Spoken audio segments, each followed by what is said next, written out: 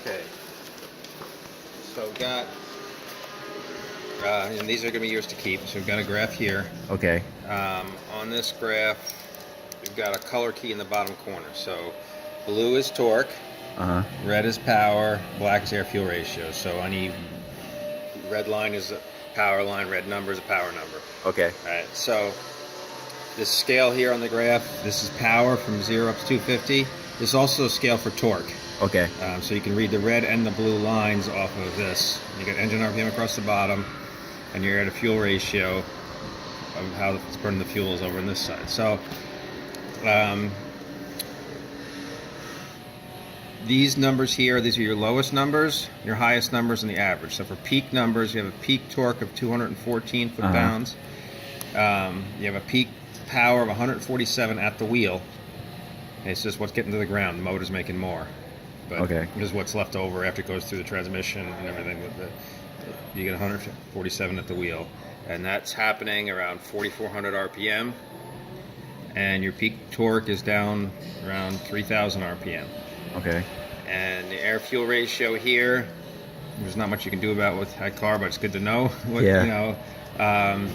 It's running normal, and then where it should be, when you go full throttle, it goes richer, and then it leans back out a little bit. But this here is a really good spot. This is a little more fuel than it needs. It's not hurting anything. Okay, at least. But so everything looks fine there. This is a third run by itself. These are the three full runs. So the first run I stopped about here. Right. And then I went higher as I saw how it was running.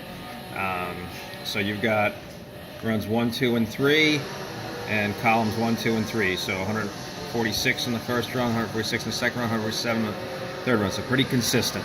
Right. And then this is the same information as this graph, but I also added how fast we were going at that RPM. This was in third gear. Okay. So every 100 RPM, you've got how fast you're going, what your power was, what your torque was, what your power was, and what the air-fuel ratio was. Right. So there you go. Oh, thank you very much. So I'm thinking, I guess a little closer to 180 horsepower at the factory. That's what is that rated? 185? At factory, a lot are saying it's 165 from 83 through 85, and somebody and a couple other. I've heard it was 210 on the carbureted manual and a 185 on the CFI. Yeah, some are saying it was 180 and 85, like in 165 and 83 through 84, and some other books are saying it was still 165 and 85. So. Yeah, well, you got the fuel injection there. It looks like a carburetor, but it's a fuel. Yeah, it's the central fuel injection. Yeah. Pretty sure those were 185 or 180 rated. Yeah, so I guess 180 appears to be more accurate. Yeah. Oh, cool. The driveline loss you're going to get is going to vary from which machine to which machine and which transmission is in the car, and even what gears and what tires are on. So you can't tell exactly, but yeah, it's definitely making more than 160. Yeah, because I know that transmission sucks out a lot of power out of the motor. Yeah, because that transmission, like, it was worked on in '93 according to a date tag, was stamped onto the tranny. Right. But I mean, if you had a manual, numbers would probably be 20 horsepower higher, just right off the bat. Oh, right.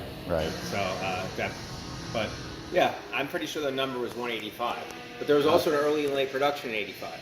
Yes, they had a strike, and they shut down production. Right. The cars after the strike had some different parts on them. Yeah, the early ones had metric screws in the oil pan, and the later ones had standard. Yeah, standard. SAE, that's right. Yeah, SAE. All right, thank you very much. There you go.